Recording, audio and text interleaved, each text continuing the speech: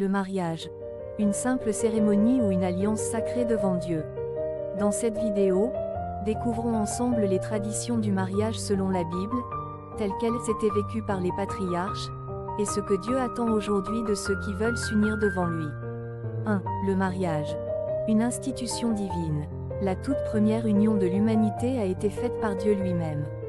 Dans Genèse 2 versets 18 à 24, Dieu dit « Il n'est pas bon que l'homme soit seul, je lui ferai une aide semblable à lui. » C'est là que naît l'institution du mariage. Leçon. Le mariage n'est pas une invention humaine. C'est une idée divine, une alliance entre un homme et une femme pour ne faire plus qu'un devant Dieu. 2. Le rôle des familles dans l'union. Dans la Bible, les parents jouaient un rôle clé dans le mariage. En Genèse 24, Abraham envoie son serviteur chercher une épouse pour son fils Isaac. Le choix d'un conjoint n'était jamais pris à la légère. Leçon. Dieu honore la sagesse et l'autorité parentale.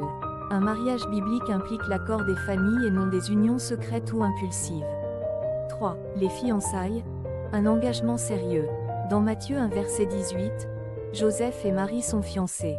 Pourtant, cette étape est si sérieuse qu'il faut une procédure de divorce pour y mettre fin. Leçon. Contrairement à aujourd'hui, les fiançailles dans la Bible étaient un engagement officiel et sanctifié, préparant les futurs époux à la vie conjugale. 4. La dot ou le mohar. La dot n'était pas un achat de la femme, mais un acte de respect envers sa famille. En Genèse 29, Jacob travaille 7 ans pour obtenir Rachel. Leçon. L'homme devait montrer qu'il était capable d'assumer ses responsabilités et qu'il valorisait la femme qu'il désirait épouser. 5. Le contrat de mariage. Une alliance devant Dieu. Dans Malachie 2 verset TB 14, Dieu rappelle que le mariage est une alliance sainte, un contrat spirituel, et non seulement légal ou sentimental. Leçon. Le mariage n'est pas qu'une signature ou une robe blanche. C'est un pacte éternel devant le Seigneur. 6. La cérémonie et la fête de mariage. Les mariages bibliques étaient suivis de grandes fêtes. Dans Jean 2, Jésus lui-même participe à des noces et accomplit son premier miracle. Leçon. Le mariage est une joie pour la communauté, une bénédiction, un événement à célébrer avec reconnaissance. 7. La procession nuptiale. La mariée était conduite en procession, souvent la nuit, avec des vierges portant des lampes. C'est ce que Jésus illustre dans la parabole des 10 vierges, Matthieu 25. Leçon. Cette image rappelle la préparation spirituelle pour accueillir son époux, un symbole du retour du Christ. 8. La consommation du mariage. Dans la culture hébraïque, le mariage était consommé dans l'intimité. Cela scellait l'alliance entre l'homme et la femme, Genèse 29 versets 23 à 30. Leçon. L'union physique est sacrée et ne doit avoir lieu qu'après l'engagement spirituel et social. 9. La fidélité, fondement du mariage.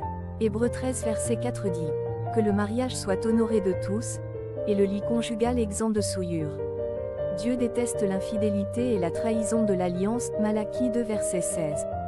Leçon. La fidélité, le respect, la prière et la crainte de Dieu sont les piliers d'un foyer béni. Le mariage. Reflet de l'union entre Christ et l'Église. Éphésiens 5 verset 22 à 33 compare le mariage à l'union entre Christ et son Église. Le mari doit aimer sa femme comme Christ a aimé l'Église. La femme doit honorer son mari comme l'Église honore son Seigneur. Leçon. Le mariage n'est pas seulement pour le bonheur personnel, mais pour refléter la gloire de Dieu dans le monde. P.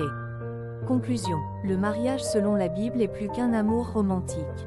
C'est une alliance sacrée, une union bénie, un témoignage vivant de l'amour de Dieu.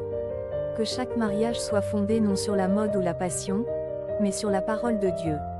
Tu veux te marier selon Dieu, ou tu veux enseigner ces valeurs à ta génération. Abonne-toi à cette chaîne, active la cloche et partage cette vidéo à un couple que tu aimes.